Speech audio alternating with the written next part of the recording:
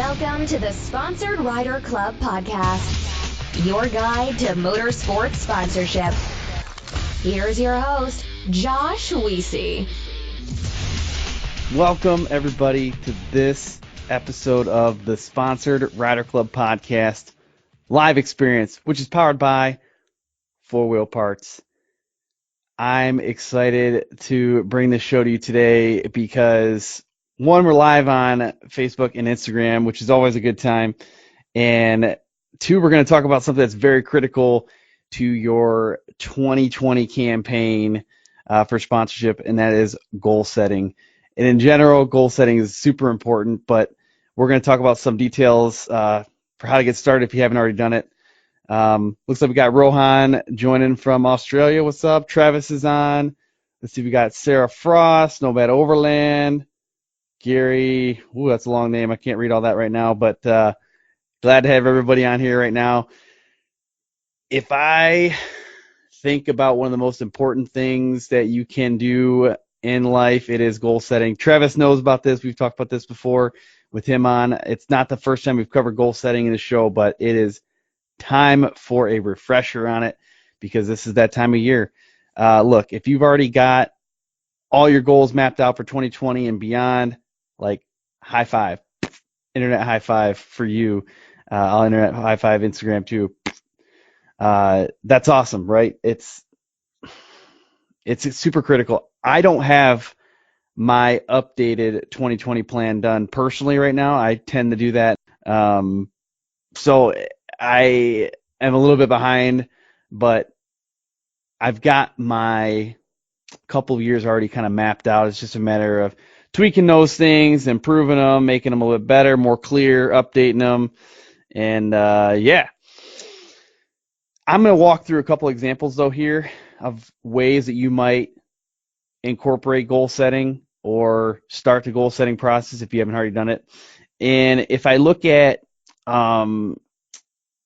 ways that you can do this, like I've got a bunch of detail here that I'm going to share with you, but honestly, it's all optional.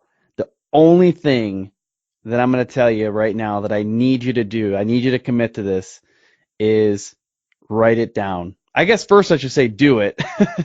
Second is write it down. I use a little tablet here for notes for the show, and then all my goal setting stuff is mapped out in here too. And that works for me. I don't care though if you got to steal your kids' crayons and a napkin from a restaurant and write down your goals, like that's fine. Like just as long as you're doing it, I'm good with that. Looks like we got Mike Gardner joined. Oh, my wife joined. What's up, wife? How are you? Hop Hunter, Divine Dirt. That's a cool name. I like that. So I don't care how you write it down. Just write it down. All right, because that's super critical. Writing things down makes it so much more attainable. It's ridiculous the impact that has. But you don't have to be fancy with a tablet or anything like that. Again, anything. Just write it down. All right, so that's the minimum. You already got to commit to that right now. You have to commit to doing that, writing down your goals. But I'm going to go a little bit more advanced here, and then I'm going to end with something that's really advanced, like Travis Pointer style advanced. But we're not there yet. So first couple recommendations I have for goal setting is start with general life goals. Now that could be big stuff. That could be like, I want a long-lasting marriage. I want to have children. I want to be financially free. I want to win 3 championships. Like, I want to be a factory rider. Like, all these things are more general life goals. But I think that's where you need to start. This is something that Warren Buffett coaches people on. He'll basically say, start with all your life goals, write them all down, and then basically narrow it down to your top 5, and then erase everything else. So you might have 100 life goals, and you're going to eventually narrow those things down. So that's a method, but I'm not even getting that far. I'm just saying write down some of your life goals and go from there.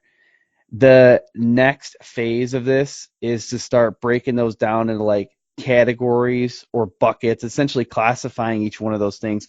So I wrote down some of the things that I've used to like classify my life goals. I've used family, health, growth, and freedom. So I have different buckets for those things, and I map those out. So this is really just part of the process of better understanding how to make these things more actionable. Because if you have a life goal that says win 3 championships, or become a factory rider, like there's all these other elements that go along with that, and you just need to better understand that. You might need to improve your health. You might need to improve your fitness routines. You might need to get more mental clarity, and I don't know. There's all these other things that could come from that, and that's the point of writing all these things down. Is you start with these general life goals, you start breaking them down into different buckets to make them more manageable, something that's a little bit more tangible, and then you start defining specific actions around those things. So that brings us to kind of the next step here. You want to take these buckets that you have and start creating plans around it. So what that means is, let's say, going back to this example about you want to win 3 championships in your career, you need to now break that down into short-term and long-term objectives. I do it in these increments. I do 1-year objectives, 5-year objectives, and then going back to my general life goals. So I map all those things out. And I end up breaking down the 5-year into basically like 1-year increments too. So I have different financial income goals that I've kind of laid out, and then I'll say like, hey, in 2022, I expect to be earning this amount of income, and I expect to, have this level of fitness and all this stuff. So I map all those things out. And that's what I think your next step is. And there is a tool for this. It's called SMART Objectives. If anybody's ever heard of that, SMART Objectives, it is, oh, look, Rick, let's see, Robin, welcome to the show here. SMART stands for specific, measurable, attainable, realistic, and timely. So all those elements help make a stronger goal. Now, the only one that I'll really caution you on if you're looking at bigger life goals or longer term goals is that term realistic.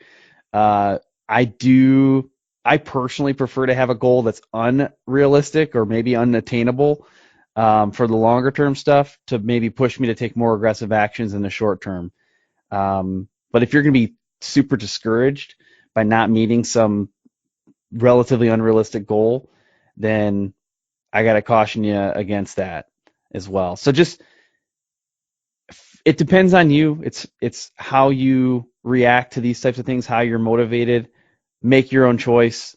I'll support you either way. But for me, I like it to be a little bit more unrealistic, just to push me a little bit harder. Deegan, welcome to the show here. Steve Mueller joined. Welcome. So that's kind of my tips for breaking those things down into something more manageable. You're going to see more and more detail as your time frames get shorter. So when you get to a 1-year increment, for example, on this, you're going to have a lot more detail. Now this next portion, though, is a lot more advanced, and I don't recommend starting here. I recommend having a good comfort level with your short-term and long-term goals before you get to this point. But this next section here is breaking those things down in the quarterly, monthly, weekly, and then daily goals. If you can get to that point, oh my goodness, it's just game changing. But it is super challenging. Now, I do this to an extent. I use a daily task management tool called To Do. It's a Microsoft app, and that helps me break down a lot of my tasks.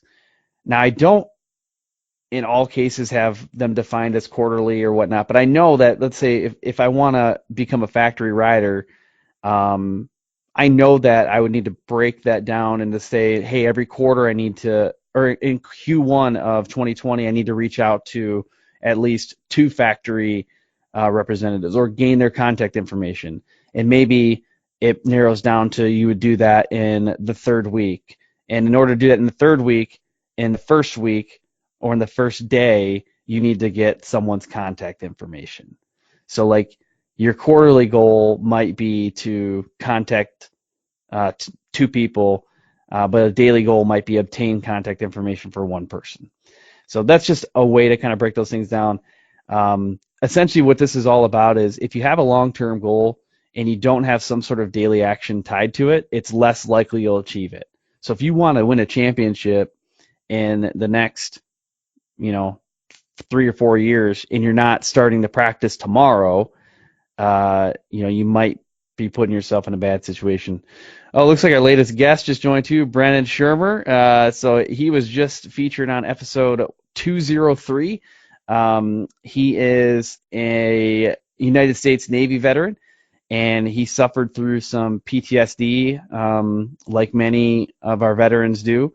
And he has used racing to overcome some of those challenges in his life. So we talked about that in the last episode, 203. So go ahead and check that one out.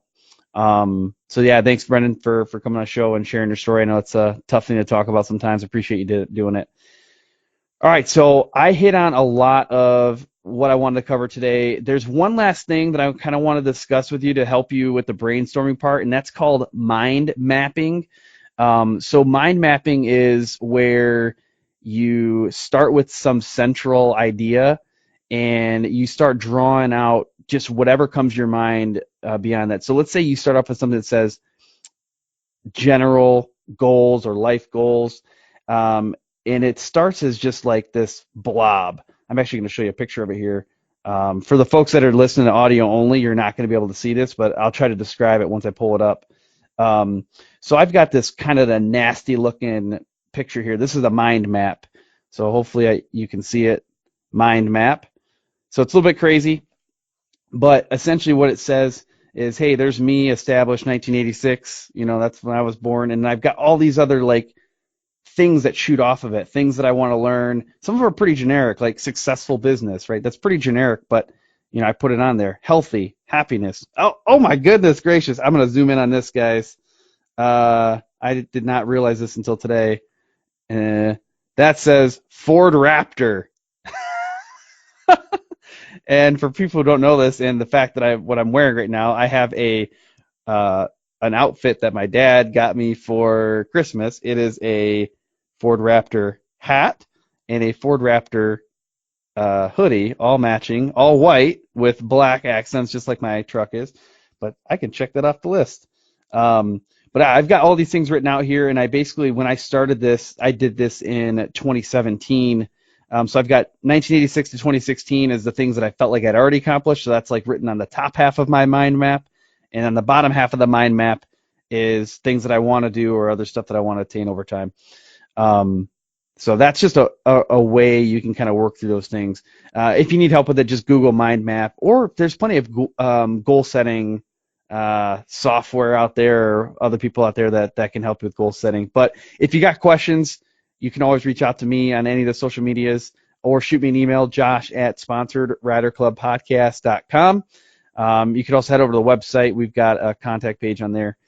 Well, that's it, folks. I really appreciate your time, and I want to leave you with this. Happy New Year, and have fun and ride safe.